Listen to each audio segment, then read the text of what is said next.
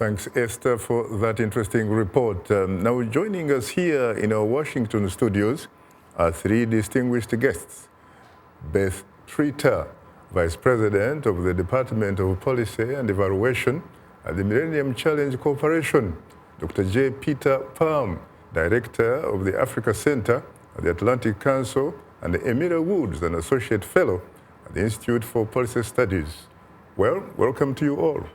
Great to be with you. Great to be. Nice to be with you, Shaka. You're most welcome, and beautiful for you, of course. It's the first time that I have the opportunity to host you. But hopefully not the last. Hopefully not the last indeed. Now talk to me, Betty, when we talk about development partners, promoting democracy and good governance in Africa.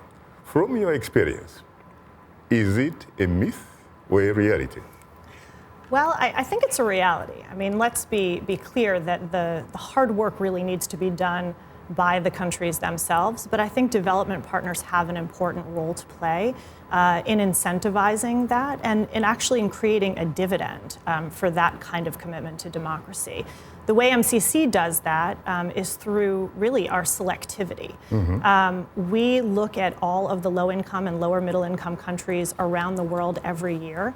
And then we look at how they measure up to their peers on a host of independent third-party indicators that cover issues related to governance, including economic freedom, whether countries are investing in their people, and whether they're embracing democratic rights.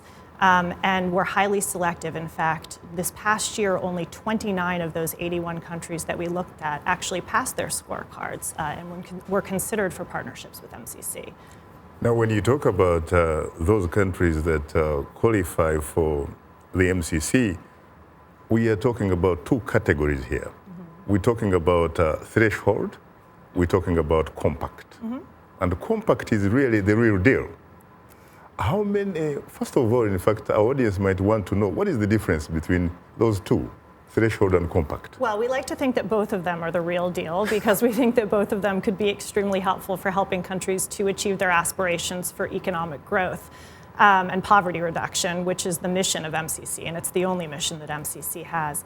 A threshold program generally runs from around $15 million to about $50 million, and threshold programs are for countries that don't quite pass the MCC's scorecard yet, but that we see good promise in, that we see a trajectory toward passage and a trajectory toward compact eligibility. I would say compacts are for the best performers on the scorecard and also for countries that we know are showing a commitment to democratic governance and control of corruption. And that is a very small club indeed. Very small club indeed. And compacts bring with them the potential for significant resources. So on average, compacts are around $350 million.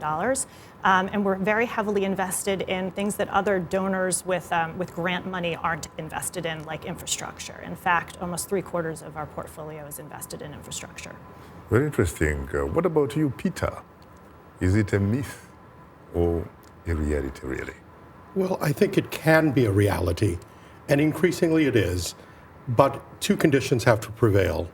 First, the development partner has to have the political will to actually insist upon these conditions.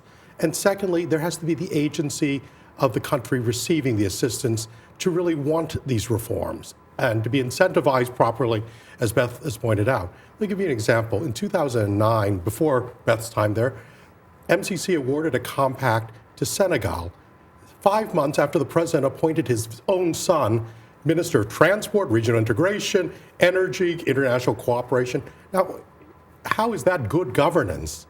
But the compact for over $500 million went through nonetheless. That was a lack of political will on our part in the United States to hold that government accountable. On the other hand, there's been great successes. Last year, a compact was signed, a second one with Benin, and that was after it had been suspended briefly, the elaboration of this compact over corruption issues. But here there was an incentive, a credible incentive on the part of the U.S., and the government of Benin wanted to deal with these problems. They dealt with them and got the compact. So I think when both conditions exist, this can be a real boost. But when there's the lack of political will on either part, then we have a problem.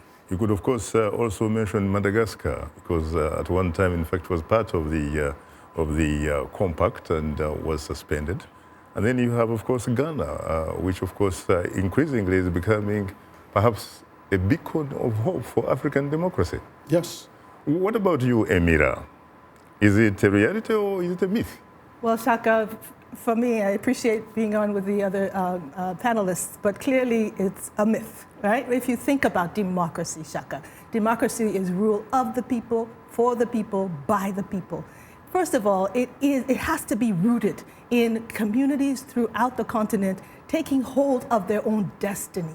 That is what will determine good governance, is ensuring that there is a free press. It's not just it's elections or election commissions. It goes beyond that.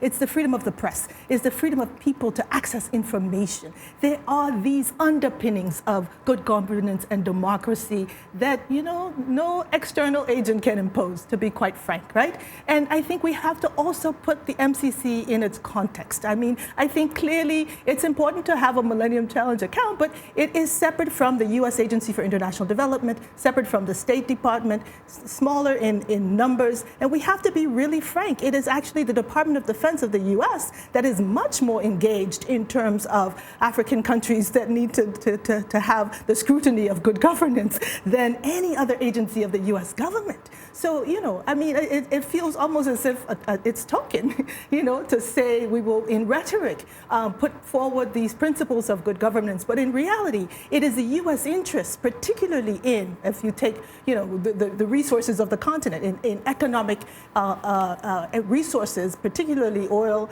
natural gas, mining, you know, and now increasingly this lens of ISIS and terrorism, right? It is those lenses that are driving how the U.S. engages. It is much less issues of democracy, issues of good governance.